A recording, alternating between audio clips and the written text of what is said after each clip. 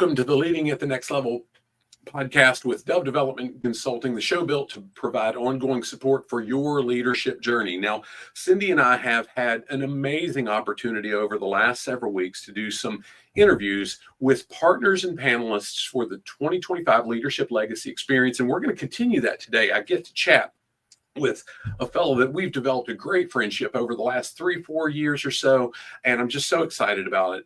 Stephen Wenger is with Skyline Roofing. I met him before he was with Skyline, and we started that friendship, and I was just over the moon happy when he joined the Skyline team. We've known a bunch of the folks there for years, and it's so cool to see. Now, Stephen was working in the Harrisonburg, the Shenandoah Valley market. He's moved over. He'll talk about it in more detail, but I just want to make sure that I'm propping him up and saying, here's who he is and why I'm so excited about the time that we get with him. But today he's working predominantly in developing their markets in the Charlottesville and the Lynchburg area, just to make sure that people know here's the value that Skyline Roofing adds and the resources they provide. So Stephen, with that said, how about you share a little bit about your professional background, and really, now that you've been with Skyline a couple of years, your experience in the industry and how excited you are about what you guys do. Yeah. So, like I said, I'm Stephen, and Wes, thanks for having me on. Excited to talk with you here. So a little bit of background for me. So grew up on a dairy farm, grew poultry. We did some poultry, we did dairy, grew up really that farm lifestyle where you're, doing all kinds of fun stuff, running around, whatnot. Right. So, from there, about, I would say probably when I was 17 years old or so, kind of developed an interest in trucking. I had some friends that were into it. And so I went into the trucking industry and drove truck for probably 4 or 5 years. And throughout that time, I really started getting into self-development, and really the one gentleman and platform that really in a lot of ways changed my life was the Patrick Bet-David Valuetainment group. They really got just changed my mindset a lot when I was that younger age, just kind of bouncing a little bit and figuring life out, right? And not that I'm not still, right? But from there, tried a couple things on my own entrepreneurially, didn't work out the best. And then, but one of the things I developed was an appreciation for sales. And I believe sales is everything in life. Effective sales is communication, it's problem solving, and building relationships, So I started realizing, I was like, I want to get into sales. And so I started working that way, and ended up landing at a role where I was doing in-home sales for a while. And I believe that's over the time you and I met, and was at that role for a while. It was a good learning experience, but wasn't necessarily the culture and the sales style that I wanted and fit, my values.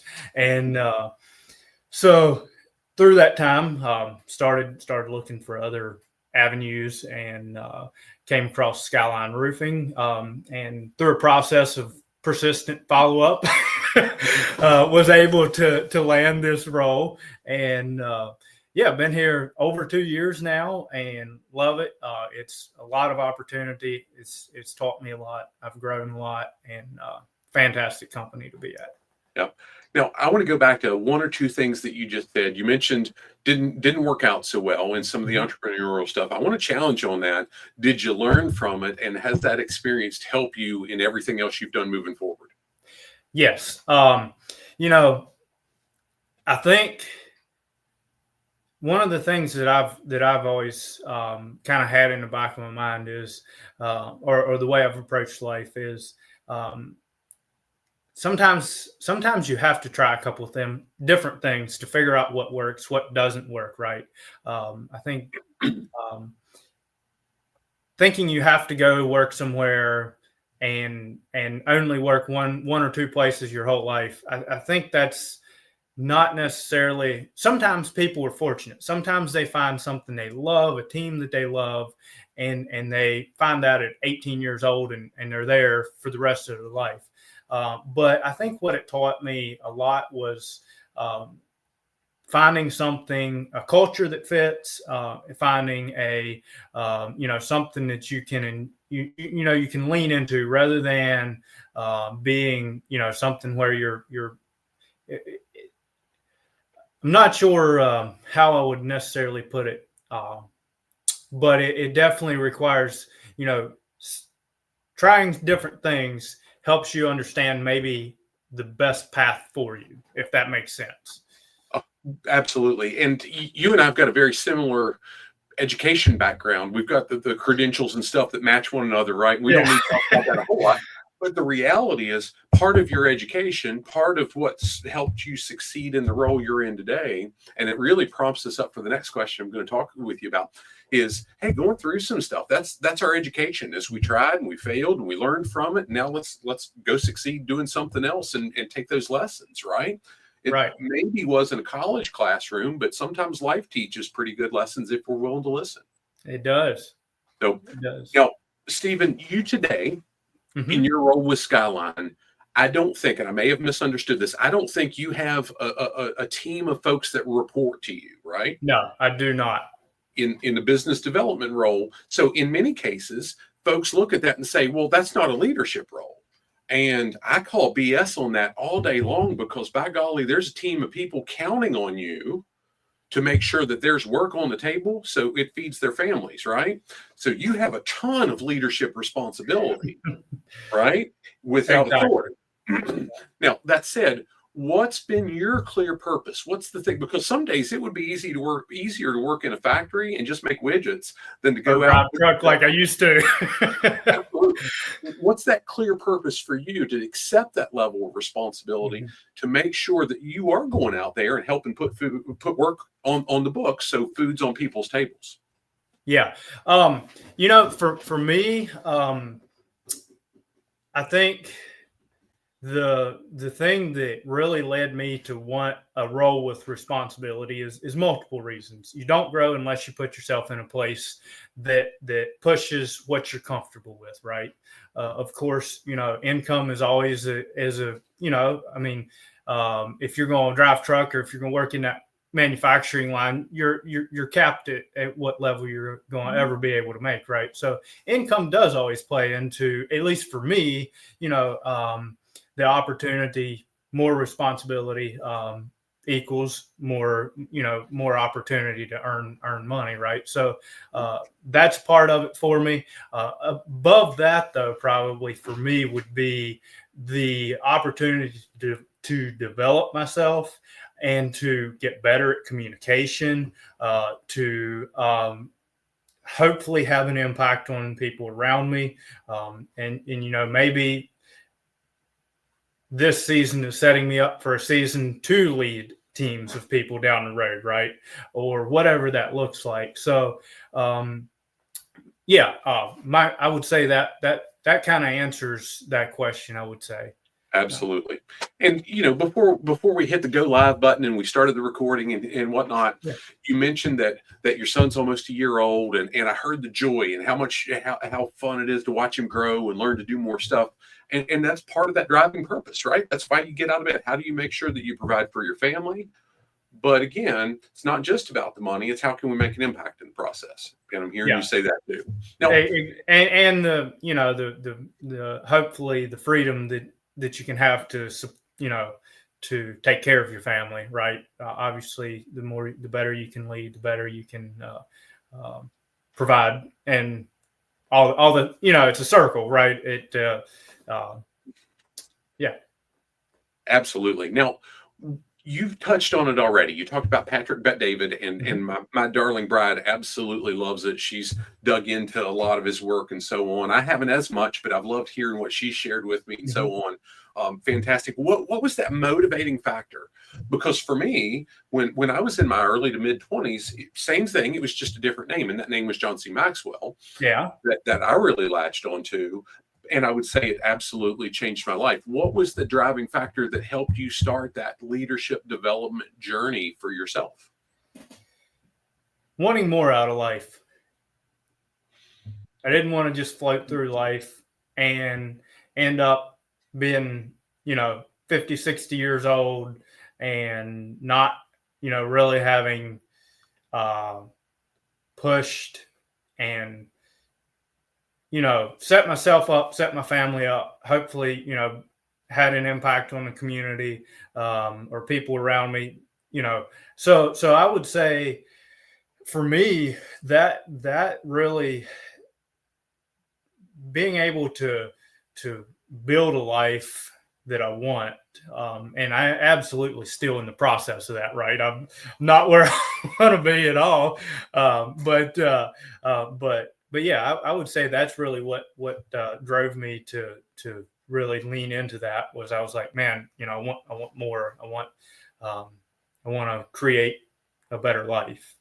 And hey, here's a reality I've learned. I won't say the numbers exactly, but you and my son are pretty close to the same age. Yeah. and hey, but that means I'm older, right? The Yeah. gray hair shows it and so on. But the reality is, I would go so far as to say, I don't know many people that say, hey, I'm where I want to be. Mm-hmm. If they're looking for how can I make an impact on the people around me, whether that's their family, their team, or whatever, because it's always it's not about not being satisfied. It's not about not being happy. It's about, hey, I don't want to get comfortable. I know I can make a bigger impact. So I don't think that'll change, because I know your heart behind it. And where, this phase in your life, it's how do I make sure I'm taking care of my family? But I'm also hearing you say it from a point of you're unselfish, and how do you grow in the process and take care of the team around you? And that's pretty genuine. Yeah. Now, Stephen, I remember last year, probably a year and a half ago, you and I had the first conversation. You hadn't been at Skyline long. We sat down and talked about, hey, here's this event that Cindy and I've done where we bought a license for some content from John Maxwell and different leaders and so on. And we created a local event. We said, hey, maybe this is a cool opportunity to partner. And it was a good relationship, felt like it was a value add both ways and so on. And when we sat back down afterward, and I said, so here's what we're planning this coming June for the Leadership Legacy Experience. Here's how it's different and so on. Why were you willing to partner initially? And because you had to make a pitch to the team at Skyline of here's the return on investment. And why were you willing to a second time to say, yeah, this makes sense. This is in line with what we want to do. Yeah. So, originally, obviously, our relationship, one of the things on a little bit of a personal note, I remember when I was selling showers, and I was looking for a new role, obviously you didn't end up having a direct connection on me getting a role here at Skyline, but I remember you being, just extremely, open and encouraging and offering help however you could to help me find a spot, right? And so that, obviously we just started building a relationship at that point, right? So that was definitely on a personal side, that really helped me build a relationship with you and be like, man, Wes is a good guy, so that's just a little personal note on, for the company. And the pitch is really, there's a lot of businesses that go to this place or to this event. Sorry. And so a lot of those businesses have the same mindset. They want to better themselves. They want to, so getting around those kinds of folks, as well as, it's given our team an opportunity to send a few members of our team to the event to hopefully come away with some nuggets of truth of, hey, how can we apply this in our business, in our particular role? How can we, better what we're doing here at Skyline and the impact we're having on the community, right? So that's why we felt it was worth partnering. I appreciate you saying that, because we've always been very, very intentional about the partnership and the initial friendship. Gosh, that's the meaningful part. And the reality is, we're not looking for partners that we can work with just for, hey, give us $1,000 or give us whatever dollars and we'll share your logo a couple times. Screw that. I want to make sure it's somebody that I can genuinely say these folks are awesome. We have like values. We're looking to serve in the same way. We're in different industries, but here's how we're looking to serve. And that goes back to what you said earlier about in the sales role. And it's how do I fulfill a need for somebody and provide them a value-added service that helps them do what they do better, right? Yeah. You're not looking to come to my house and say, well, I know you just replaced your roof 5 years ago, but I think you should do it again and we should do it for you, right? Maybe that was the shower business. I'm not sure about that. That's probably why you left, but that's a different Yeah, story. well, they definitely had some interesting sales processes. We'll put it that way. But and we've worked hard, Stephen, to whatever event that is we're doing to make sure we're putting like people in different industries. Historically, for the Live to Lead events we hosted, we'd have as many as 100 companies represented, right? Right. The one we're putting together for the Leadership Legacy, we're anticipating 250 to 300 companies from the entire Middle East, Mid-Atlantic region, from New Jersey to Atlanta, and some in the Southeast anyway, a lot across the country. Right. Yeah. How do we develop those relationships with people that have similar values? Now, let's talk specific about Skyline a little bit, because this is fun with me and you. We've got a pretty cool friendship we've developed. But what would you like the community to know about Skyline specifically that they probably don't know? They do roofing. Right. Talk about some stuff that the community probably doesn't know. So there's a couple different ways to go with this. One of the things I would say that we're different from a lot of companies in, we really care about the community. And Kevin Weaver, he's our president, and he is a really strong leader. And when he says this, I really believe he means it. He said, we've got almost, I was talking to him on the phone a little bit the other day, going over a couple of these things, discussing a few of the points, right? And he was like, we have almost 100 people working for us, right around 100 people working for us. That's a big responsibility. That's probably, till you count wives, kids, everybody that's being supported, that's probably 400 or 500 people in the community that we're supporting, right? That's a big responsibility. So we care about our employees. Actually, one of our core values is family, right? I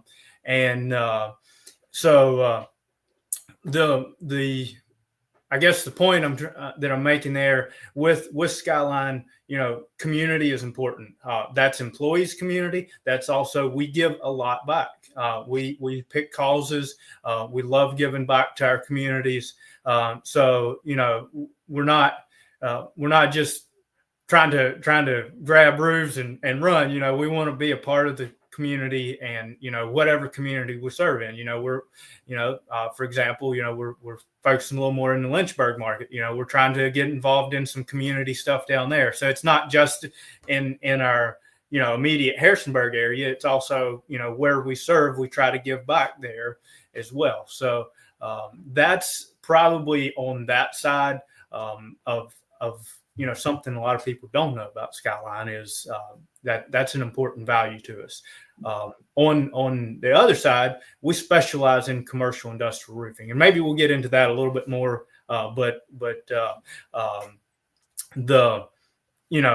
We actually moved away from residential. We love those big projects that are challenging, that not just everybody can take on, that we can come in with a creative solution, those types of things, right? Yep. So, well, and truth be told, before you got away from that, Skyline did my mother's roof. She lives in a duplex, and she had to coordinate with her adjoining neighbor and so on and so forth, and they did a fantastic job. But there's a whole lot of companies out there that can put shingle roofs on. Yeah. I can put shingle roofs on. I don't want to, but I can. But the reality is, I see what you do. Like with I want to say it's Asbury United Methodist Church in Harrisonburg. I've watched that. I've been on that roof before when I was still in mechanical contracting, and I was an HR and safety guy. So I know I know exactly. My boots have been on that. My steel-toed boots have been on that roof. I'm watching the detail. I've been on a lot of manufacturing roofs in my career as a safety guy and doing the different stuff. So I'm relating to what I see, and it's a level of value add that you do that is very, very specific. So I really appreciate you sharing that. It's not just, hey, we're slapping roofs on. It's right. A very high level skill set. Yeah. Now that leads me to talk to me about either way you described there. Before I do that, I'm going to back up. You said something that you talked with Kevin about, and I really appreciate you taking the time to do that, to make sure you guys were in line and how you share the message that I don't often hear, and I challenge a lot of the business executives we deal with to recognize that with 100 employees, that represents probably 400 to 500 total bodies, belly buttons, if you will, that you guys are responsible for. And that's not something you take lightly personally as the business development guy, because, hey, if you're dropping the ball, I know it's a couple of you in business development, but if you drop the ball, how many of those people go hungry? All of them. Right? Yeah, it's a team effort. It really is. And that goes back to what you were saying earlier. You mentioned, what was it about Skyline? And man, you'd said something earlier I wanted to tie back in, and now I'm forgetting it. But anyways, the value. Oh yeah, when as far as my responsibility in leadership, and I wanted to bring that back up, and that was the the leadership, for me in that leadership role is, it's developing those relationships with the clients. It's, working within the team to make sure we're getting the job done and getting the proposals out and doing a good creative solution that's providing value to the clients. Right. But that's all a team effort. And that's all leading back to our team, our family of, that we've created here, that we have to perform, as a team. Otherwise, it's going to go badly. Absolutely. For the customers, for the clients, and everybody else involved. That's absolutely right. Now, either direction you pick, or even if it's both, talk to me about a recent project that you and the team at Skyline have been involved with, or maybe a campaign that you've kind of led the way, and the impact it's really made on the community that you support, or any sector in the industries that you serve. Yeah, so probably the funnest project that we recently have completed is the Buc-ee's project. So I'm sure you're aware of it, but there's a Buc-ee's coming to Mount Crawford, and we were very privileged to be involved in that project.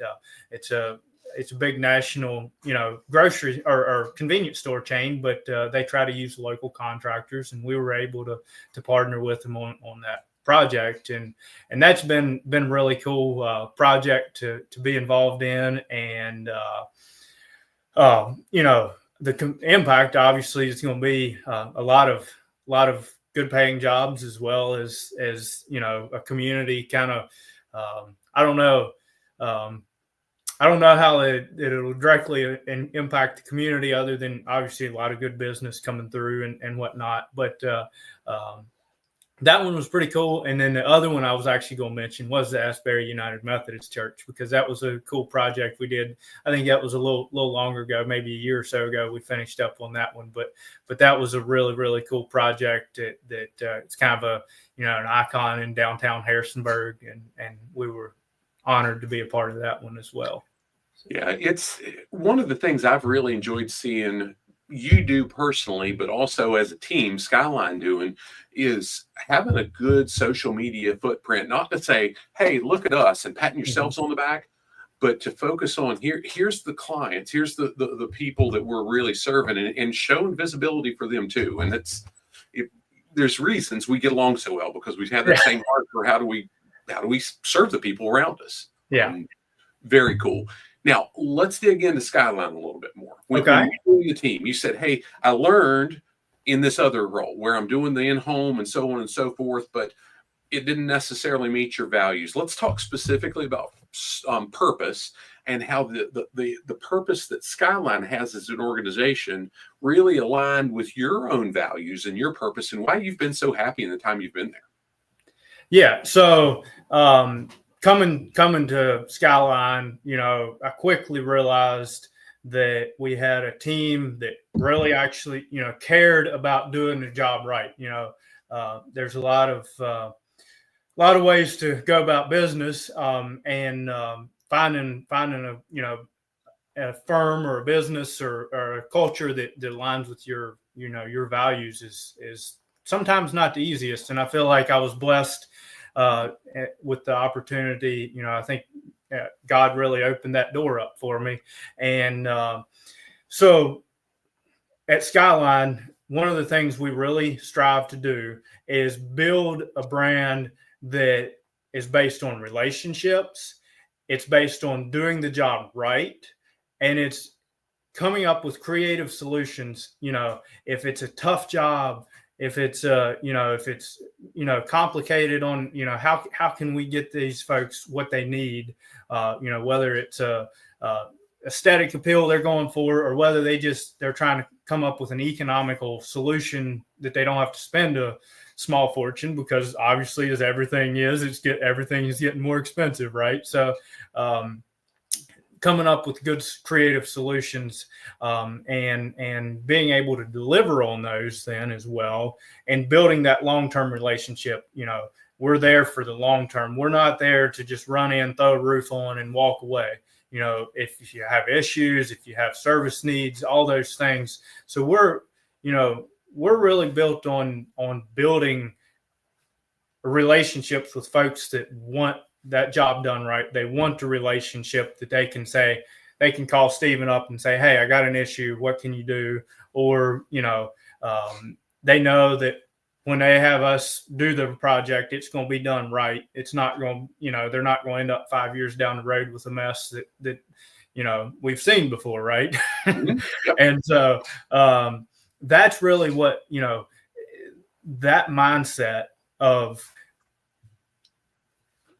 making the end result a priority, making the long-term relationship, doing it right, that really aligns with what I believe. I think doing things right, even if you're not the cheapest roofer in the market or the cheapest whatever in the market, the value far exceeds, right? And so being able to align myself with this company has really been awesome in that sense, because I know, and here's the other thing, construction's messy. Things go wrong. And I've seen our team step up and own, hey, this happened.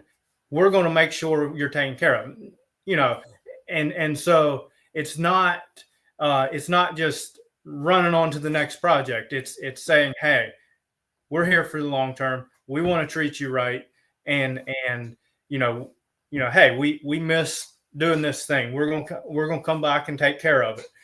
Now, obviously, we try to avoid that on the front end, right? But when things happen, that gives me a lot of confidence to be at a company knowing that the leader is going to stand behind. Kevin's going to say, hey, he's going to look at it. He's going to see what the issue was, and he's going to move forwards and say, so, yeah, that really, I think in a nutshell says what I'm trying to say. Yeah, that's solid. Stephen, the fellow that's coming in, I'm so excited about Mark Cole. He's the CEO of Maxwell Leadership. He's bought all of John Maxwell's companies. He travels the world with John. I've heard Mark say, it's one of the most powerful quotes I've ever heard in my life. I trust people that make mistakes. I don't trust people that make excuses.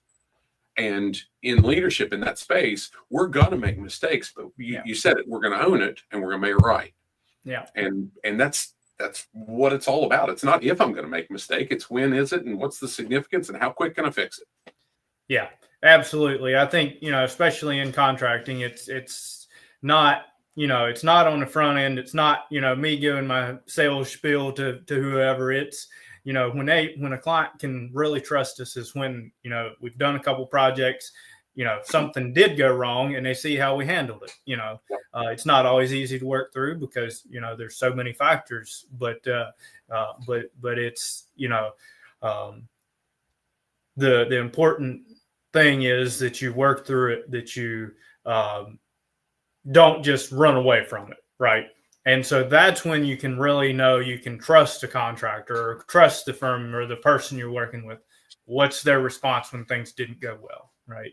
Absolutely. Yeah. I've heard John Maxwell say over the years, I've never seen that person in adversity. So I can't really talk to what level of integrity they have. You only see that integrity in times of adversity. Yeah. And that speaks to it. Now, you also said this, and I'll get to the last question after that. Yeah. Talked about, hey, it's not always about being the cheapest. I've told people that sometimes free or the cheapest is the most expensive option you can pick. I've seen it. Yeah. Wowee. Yeah, Cindy and I, maybe a year or so ago, had a potential client reach out and quoted some stuff and so on and so forth. And we shaved a lot off because it was a cool relationship potentially, and we liked some of the people in the organization.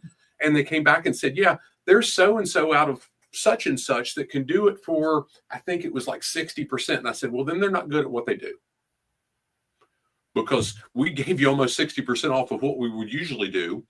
And then they're not putting time into it. They're not good. They've not established value. And we can do business with them, but that's okay. God bless you.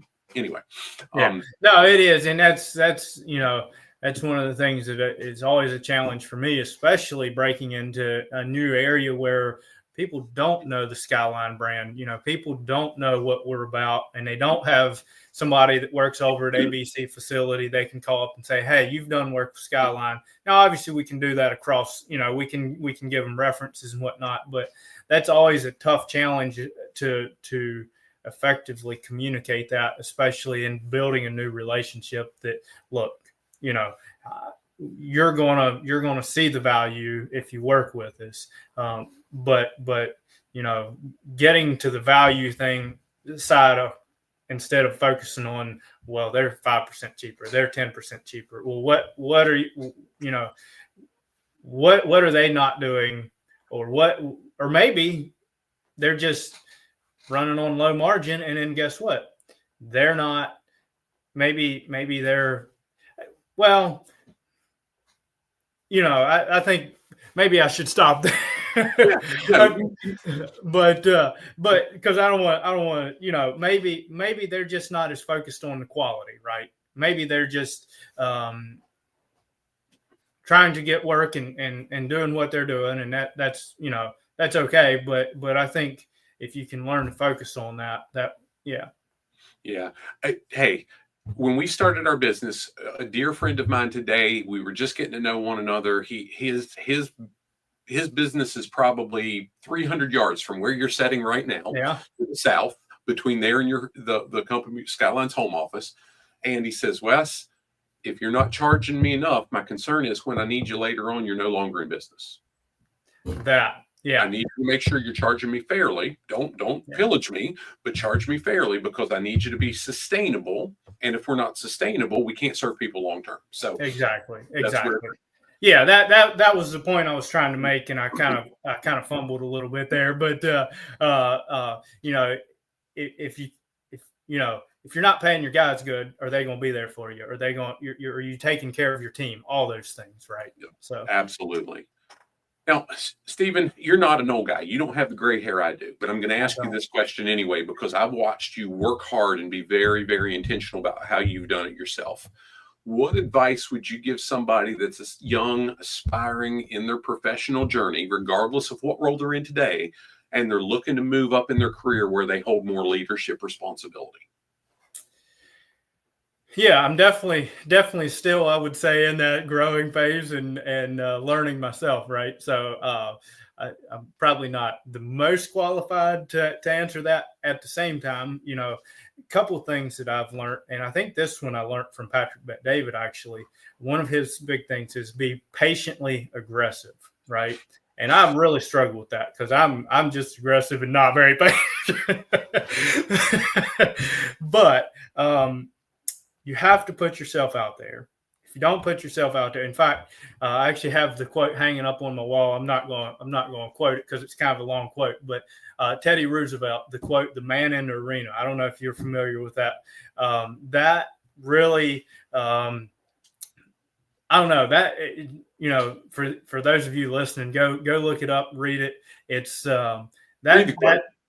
it's a good quote. If you're not in it, you're not going to get anywhere, right? And so the other thing, and I'm still learning this, but it takes time. It takes way more time than you think it's going to take. Persistence. Getting this role here, I actually I had to follow up a couple of times to land the role that I'm in at now, and I put myself out there. And then I stayed in touch, and I ended up, getting where I'm at because of that. Another thing that I really, and this kind of goes back to what I said earlier, sales, even if it's not something you want to do long term, sales is a great opportunity to learn how to communicate with people, to problem solve, to build relationships, to network. Doing a sales role for a couple of years, I believe, is a really great way to, grow yourself personally, to get out there, to get in front of people, to interact with different folks. Networking is important as well. I met you through networking, right? I think your relationships is what gets you a long way in life. And so taking that time to really, lean in and learn communication skills, learn how to talk with people, learn how to problem solve. And here's another one. I was looking at my notes here to make sure I didn't forget anything, because I jotted a couple of things down. One that Patrick Bet-David has said, and this I'm still working on, but it's learn to solve for X, right? So the idea behind that is not everybody wants to be the guy in a company, right? Obviously, there's some opportunity with leadership. With responsibility comes rewards, right? But also the risks. And maybe you don't want to work 60, 70 hours a week and have 100 people relying on you, and have that stress and have people calling you all hours of the day, right? So sitting down and saying, okay, I want to be able to impact the community. I want to lead better. But what does that look like for me? Do I want freedom? Do I want to grow a company to, whatever the size you want to grow to?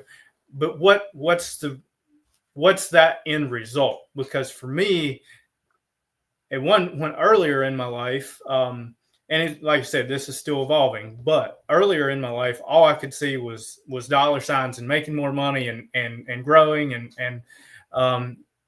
But then I started realizing, okay, you have to make certain sacrifices, right? And what are those sacrifices you're willing to make? And what do you actually want at the end of the day, right? Is it some mystical number, be it, whatever the number is, or the status or the job title or whatever? But what does that actually mean at the end of the day when you get there? And what you don't want to do is spend 30 years chasing something and end up there, and you finally got there and you're like, well, this is not what I wanted. Why am I even here? So solving for X, I would say that is something that this is talking to me as well, right?